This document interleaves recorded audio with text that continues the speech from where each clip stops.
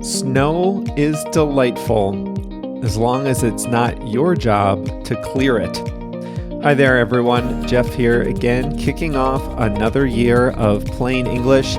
We'll be here each and every Monday and Thursday throughout 2024, helping you upgrade your skills in English. And we'll do that, as we always do, with stories about the world, current events, and trending topics, and of course, with new English expressions and phrasal verbs. Well, today is January 1st, 2024, wintertime in the Northern Hemisphere. Have you gotten any snow yet? In the hours after a few inches have fallen, everything is covered in a blanket of peaceful white.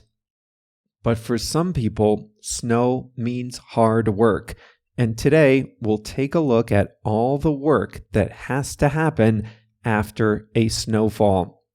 In the second half of the lesson, I'll show you what it means to buy in bulk. So during the story, I want you to listen for that phrase, buy in bulk.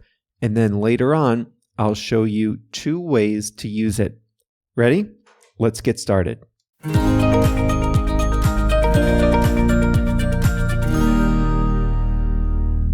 There's a rule in local politics in America and Canada.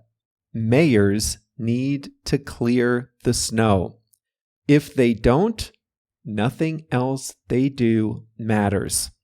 So while most of us are under a blanket inside, city workers, property owners, and emergency responders are getting to work. Here's a look at all the work that has to happen to get a city or town moving again after a snowfall. The most important activity is to clear the streets so people can get where they need to go safely. For those of you in Taiwan, Brazil, or other warm weather places, a snow plow is like a big shovel attached to the front of a truck. When the plow is lowered, the truck pushes the snow to the side of the road. Snow plows start on the busiest streets, and then after a few hours or even a few days, they reach the smaller side streets.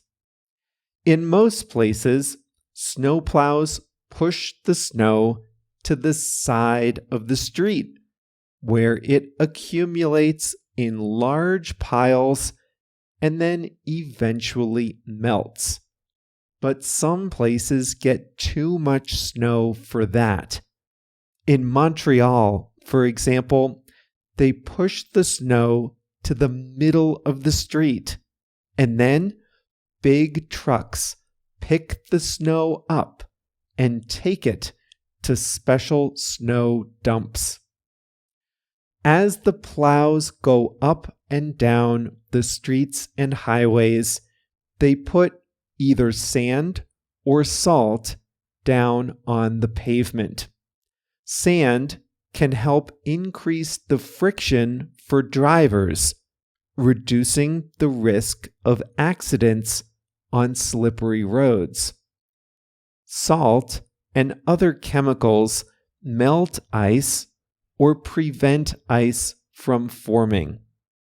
Local governments buy sand and salt in bulk before the snow season. They keep it in large silos where it's loaded onto snowplows and other trucks when needed. At the same time, cities have to respond to emergencies. There are more traffic accidents during and immediately after snowstorms. Vehicles get stuck and need to be towed. Cars and trucks sometimes slide off the roads. If there's public transit, buses and trains need to get started earlier.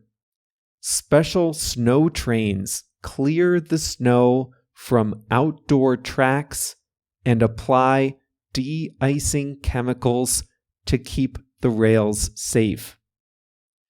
Sidewalks are typically the responsibility of property owners. If you own a building, it's your job to make sure the sidewalk is shoveled and safe for pedestrians outside. Owners of large buildings pay workers or contractors to clear sidewalks, parking lots, and walkways, and then apply sand and salt for pedestrian safety. Homeowners often do it themselves. For spaces too small for a snowplow, there are a few options. The old-fashioned way is with a shovel, but this is time-consuming, heavy work if you have a large area to clear. So you'll often see people pushing snow blowers. These are small appliances like lawnmowers, but instead of cutting grass, they push the snow to one side. Snow and ice can damage utility lines too. So workers for the electrical and phone companies work overtime to track and repair damage to their lines. School administrators have a tough call. If snow is forecast overnight, they need to decide whether to open schools the next day. If they close schools, they have to get the word out early enough so bus drivers, teachers, and parents can plan ahead. Airports need to keep runways clear, but the runways are harder to clear than roads since every bit of snow has to be cleared before each takeoff and landing. Critical signage on the runway has to be brushed off so pilots and other workers know where to go. Snow must also be cleared off the critical parts of a plane before it can take off. There are special machines that spray de-icing fluid all over the exterior of a plane. Snowy cities like Minneapolis, Detroit, Toronto, and Montreal have this down to a science. But the real problem is when a snowstorm catches a warm weather place by surprise. Atlanta gets just a few inches of snow per year on average. But in 2014, 3 inches fell in one storm, and the city was not prepared. Atlanta was paralyzed for days. A layer of ice formed over the highways, making them impossible to drive on. Some people slept in their cars. Others just got out, abandoned their cars, and walked home.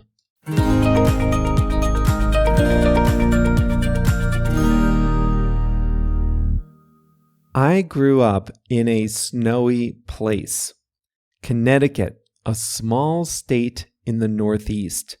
This was before cell phones. And when there was snow, I'd wake up, as would every other kid, wake up and turn on the radio. And every 10 or 15 minutes, they would tell you which school districts were open and which ones were closed. And in my town, there were two options. Either they would open school late, 2 hours late, or they would cancel school. And I would lie there in bed, 6 a.m., 6:15, and I would listen for the announcement. They would go through the towns in the area in alphabetical order, announcing which ones were open, which were opening late, and which were closed. And I would listen for Brookfield, my town, near the beginning of the alphabet. And then I'd know if I could go back to sleep or not. These days, I'm sure there are text alerts, probably more efficient, but it takes the excitement out of listening for your town on the radio.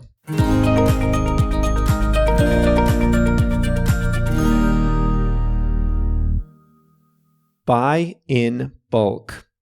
I'm going to show you 2 ways to use this phrase. The first definition of buy in bulk is to buy large quantities of something, to buy enough to last you for a long time, to buy more than the average person would purchase. And the second definition is to buy a commodity loose or unpackaged, especially if that thing typically comes in a small package. Start with the first way to use it. If you open your refrigerator, you might find a bottle of ketchup. It might be 20 ounces, or if you buy a big bottle, maybe twice that size. But if you run a restaurant, you don't buy bottles that small. You buy much bigger bottles. You buy in bulk. You buy large quantities of it. It's cheaper and easier that way. The last time I was at Office Depot, I bought a package of 5 blue ballpoint pens. Now that should be enough for the global headquarters of Plain English for a while. When I worked in Chicago, I worked in an office with many hundreds of employees, all in the same office. We went through a lot of office supplies. They didn't buy pens 5 to a pack at my old office. They got all their office supplies in bulk. They bought large quantities, big boxes that would last a long time. So a family buys a small bottle of ketchup. A restaurant buys in bulk. They buy a bigger quantity than average. In a larger package, they pay less per ounce for it. An individual buys a package of 5 pens. A major office employer buys office supplies in bulk. Big boxes, cartons full of pens, and each pen costs less per unit. The other way to use buy in bulk is to buy something loose that normally comes packaged. Let's go to the grocery store. Imagine you have a craving for mixed nuts. You can go to the snack aisle and find small, single-serving packages of mixed nuts. You can find larger bags that might last you a week. You can find still larger jars that you might set out on the coffee table if you have guests, but they all come pre-packaged. The other way to buy mixed nuts is to buy them in bulk. And when you buy nuts in bulk, you go to the section where they're loose. They're not pre-measured and pre-packaged. You just get a plastic bag and you scoop your own peanuts, cashews, almonds, sunflower seeds, whatever, and you get however much you want. The point here is not that you buy a lot. The point is that you buy it loose, a little or a lot, your choice. And you don't pay a fixed price, you pay by the ounce or by the gram. In a big snowstorm, the local governments put salt and sand on the roads. This keeps the roads safe for drivers. And to do that, states and cities buy sand and salt in bulk. That means they buy it loose and they pay based on the weight or the volume that they order. How is this different from buying sand or salt retail? Well, if you own a house or a small apartment building and you need to sand or salt the sidewalk after a snowstorm, you'll go to Home Depot and buy a couple bags of sand or salt. It comes in a bag. It has a barcode. It has a price per bag. You take it to the checkout line. They scan it. You pay. You take it to your car. But the city of Chicago, the city of Montreal, the state of New York, they don't go to Home Depot and buy bag after bag of sand. Could you imagine? No, they buy it in bulk. They buy it loose. It doesn't come in a bag. Enormous dump trucks show up in July or something, and they dump sand by the ton into large sheds by the side of the highway. The local government needs so much, they don't pay by the bag. They don't scan a barcode. They don't stand in a checkout line. They buy sand and salt in bulk. They pay by the ton, and it arrives loose, unpackaged. So those are your two ways to use buy in bulk.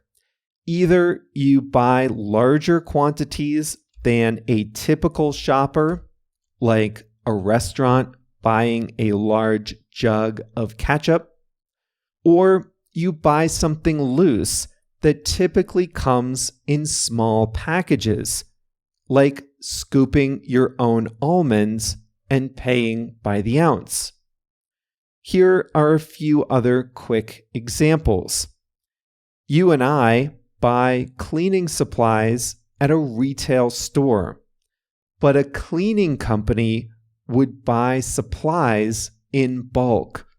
They'll get large quantities of concentrated cleaning solution, large packages of paper towels, things like that. You can save money by buying pasta in bulk. You can buy large boxes of it and save money because it doesn't go bad quickly. Hospitals buy medical supplies and basic medication in bulk. Your local hospital doesn't buy small jars of over-the-counter painkillers. They buy them loose and in larger quantities. Well, that brings us to the end of today's Plain English lesson 636 on January 1st, 2024. Happy New Year. Congratulations on getting your year off to a good start with us here at Plain English. We will be with you all through 2024, right by your side as you work toward your English goals. If you're listening on a podcast app, subscribe or follow the channel so that you never miss a new story from us. We'll be back on Thursday with a new episode. See you then.